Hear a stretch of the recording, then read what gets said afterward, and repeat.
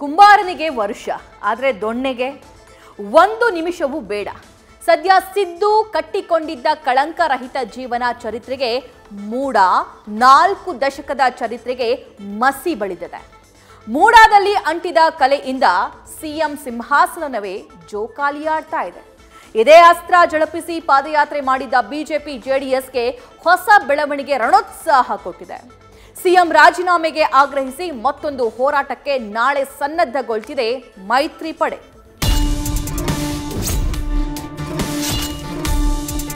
ಸಿದ್ದರಾಮಯ್ಯನವರ ರಾಜೀನಾಮೆಗೆ ನಾಳೆ ಹೋರಾಟವನ್ನ ನಾವು ಮಾಡೋರಿದ್ದೇವೆ. Why I should resign? Tell me. Why I should resign? What is the offense that I have committed? ಯಡಿಯೂರಪ್ಪನವರದು ಪ್ರಾಸಿಕ್ಯೂಷನ್ಗೆ ಅನುಮತಿ ಕೊಟ್ಟಾಗ ನಿಮ್ಮ ಸ್ಟೇಟ್ಮೆಂಟ್ ನಾನು ನೋಡಿದ್ದೀನಿ. See, according to me, the governor has to resign because he acted like a puppet in the hands of the government of India. See, we are going to challenge the sanction given by the governor.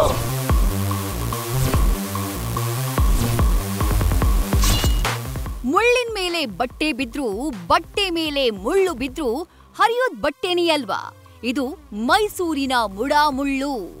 4 ದಶಕದ ಕಳಂಕರಹಿತ ಸಿದ್ದರಾಮಯ್ಯನ ಬಟ್ಟೆ ಇದೇ ಮುಡಾಮುಳ್ಳಿನ ಅಂಡಿಯಲ್ಲಿ ಸಿಲುಕಿದೆ.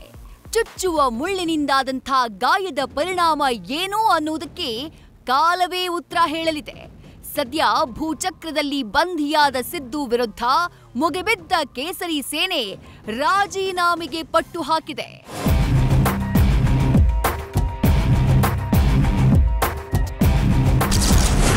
CM Siddaramaiah ರಾಜೀನಾಮೆಗೆ ಹೆಚ್ಚಿದ ಒತ್ತಡ. ನಾಳೆ ಬಿಜೆಪಿಯಿಂದ ಬೃಹತ್ ಪ್ರತಿಭಟನೆಗೆ ನಿರ್ಧಾರ. ಸಿಎಂ ಸಿದ್ದು ಪತ್ನಿಗೆ ಮುಡಾ ಬದಲಿ ಸೈಟು ಹಂಚಿಕೆ ಕೇಸ್ ಭವಿಷ್ಯದ ರಾಜಕೀಯದ ಮೇಲೆ ಕಪ್ಪು ಮಸಿಯ ಗೀಟು ಎಳೆದಿದ್ದು ರಾಜಕೀಯ ಘಾಟು ಎಬ್ಬಿಸಿದೆ. ಸಿಎಂ ವಿರುದ್ಧ ಪ್ರಾಸಿಕ್ಯೂಷನ್ಗೆ ರಾಜ್ಯಪಾಲರು ಅನುಮತಿ ನೀಡಿದ ಬೆನ್ನಲ್ಲೇ ವಿಪಕ್ಷ ಬಿಜೆಪಿ ನೈತಿಕ ಹೊಣೆಯ ದಾಳ ಉರುಳಿಸಿದೆ. ಅಲ್ಲದೆ ಪಾದಯಾತ್ರೆ ಬಳಿಕ ಮತ್ತೊಂದು ಸುತ್ತಿನ ಸಮರಕ್ಕೆ ಸನ್ನದ್ಧಗೊಳ್ತಿದೆ.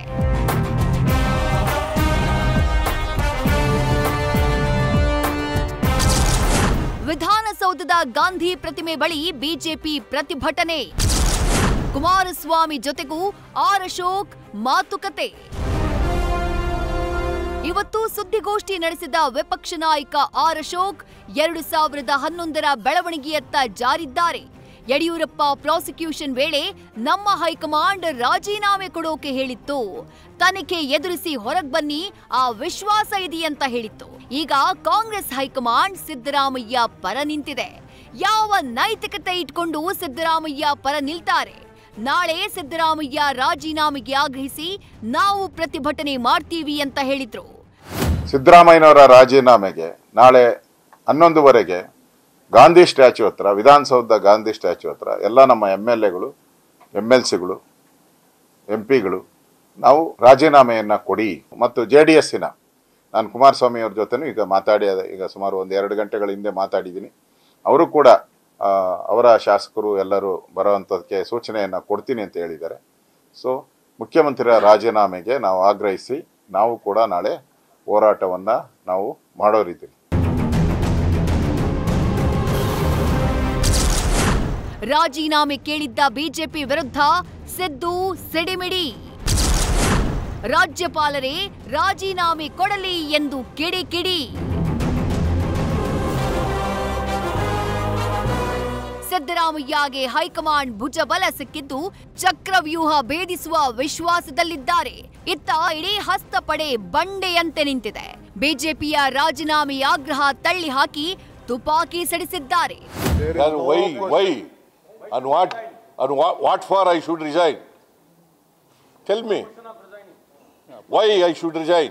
See, according to me, the governor has to resign because he acted like a puppet in the hands of the government of India.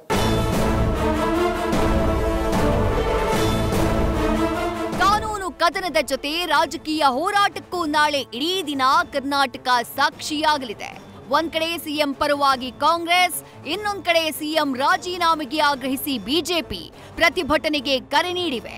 ಒಟ್ಟಾರೆ ಮುಡಾ ಸಂಗ್ರಾಮ ಮತ್ತಷ್ಟು ಉಗ್ರ ಸ್ವರೂಪ ಪಡ್ಕೊಳ್ಳುವ ಎಲ್ಲ ಸಾಧ್ಯತೆ ನಿಚ್ಚಳವಾಗಿದೆ.